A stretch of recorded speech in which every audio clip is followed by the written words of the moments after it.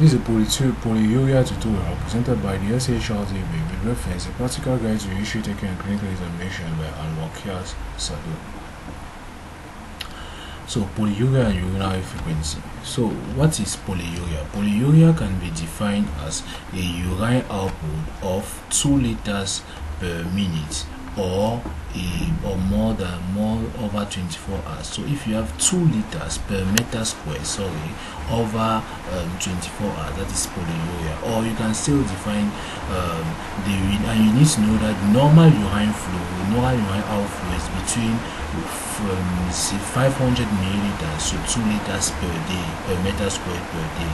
So more than 2 liters per meter square per day is going to be defined as polyuria, and when it is less than 500 mils per meter square per day is going to be defined as polyuria. But now you need to know that in general term, urine output may also be described in per kilogram per day per hour. That's the best way to visualize urine output by using a urinary catheter. Now, urine output of greater than 0.5 mils per kilogram per hour is very good. This is normal urine output in a patient.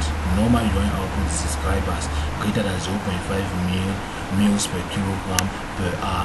Now, if you have a urine output of less than 0.5 mils per kilogram per hour, is said to be polyuria.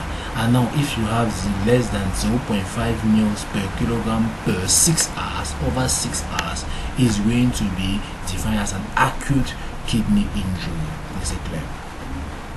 So the most important differential diagnosis for polyuria and polygypsia are diabetes mellitus. So we have polyuria, the most important is diabetes mellitus. Diabetes insipidus, which can be central or peripheral, that's nephrogenic, where the ADH does not respond, where the receptors of ADH does not respond to ADH, and central when the hypothalamus do not produce ADH. We have also primary polygypsia. Primary polygypsia, where the patient just drinking without any reason. It is much more psychogenic.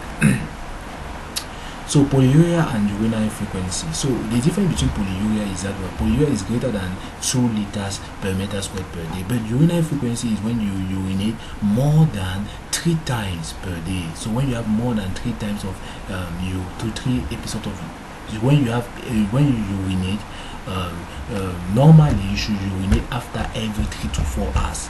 But if you urinate less than 3 to 4 hours, you need to know that is already polyuria. So in 24 hours, so divided by 4, 24 hours divided by 4 is going to be 6 times. So normally somebody should not urinate more than 6 times a day. If you urinate already more than 6 times per day, that's already urinary frequency. And nocturia is defined as when you urinate more than 2 times in a night.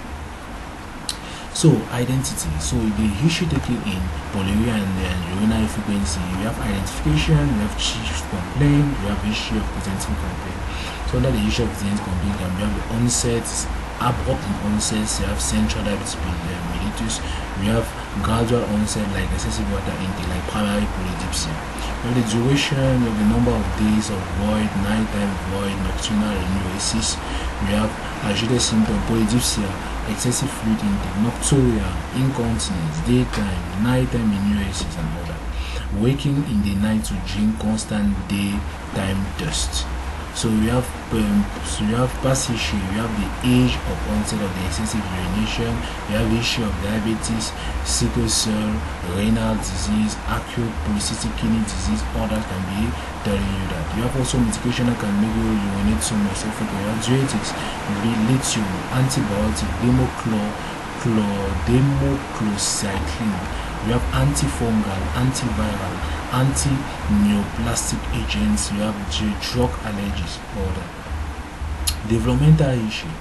So age of toilet training. We have the growth pattern, the growth failure in future common to to both central and nephrogenic. So you have growth failure in both central and nephrogenic diabetes insipidus. So we have feeding difficulties, you have family issues, social issues, nerve system. So what are the key points that you should note in case of polyuria and increased urinary frequency?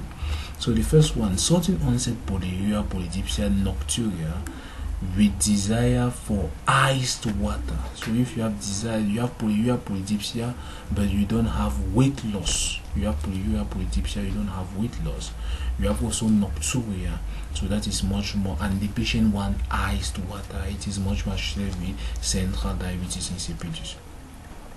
Polyuria may be present after the first year of life in familial central diabetes insipidus, which is usually autosomal dominant. You see that mostly in children you have diabetes insipidus and not diabetes mellitus.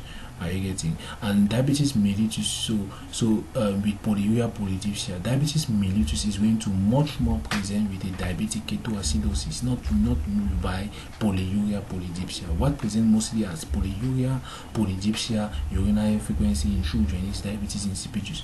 But diabetes mellitus usually present as a diabetic ketoacidosis in children. That is presenting with coma, with signs of acidosis, that is small breathing, all this type of breathing, and is going to present with ketosis, that is smell, the breath is going to be ketotic and all that, fruity smell.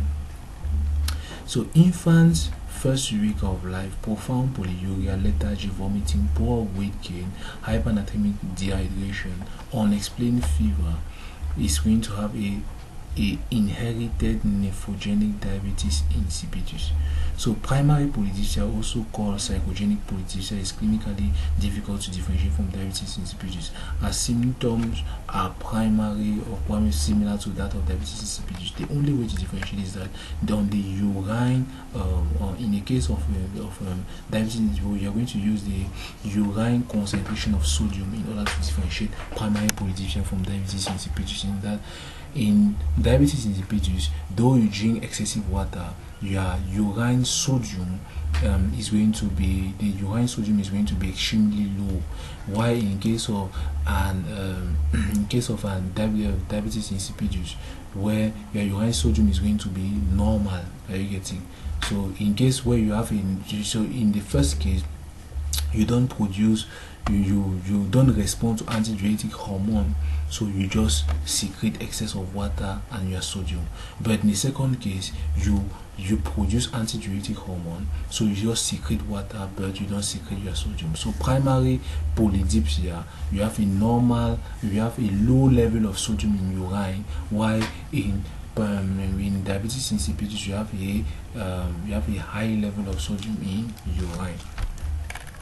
So in patients that have primary polydipsia, you don't have any problem with hyponatremia, you have normal natremia. While in a patient that have a diabetes insipidus, you have hyponatremia. So the next case that you're going to visualize is diabetic ketoacidosis. So you're going to sit down, so your kind of attention, and let's get ready for next tutorial. Thank you.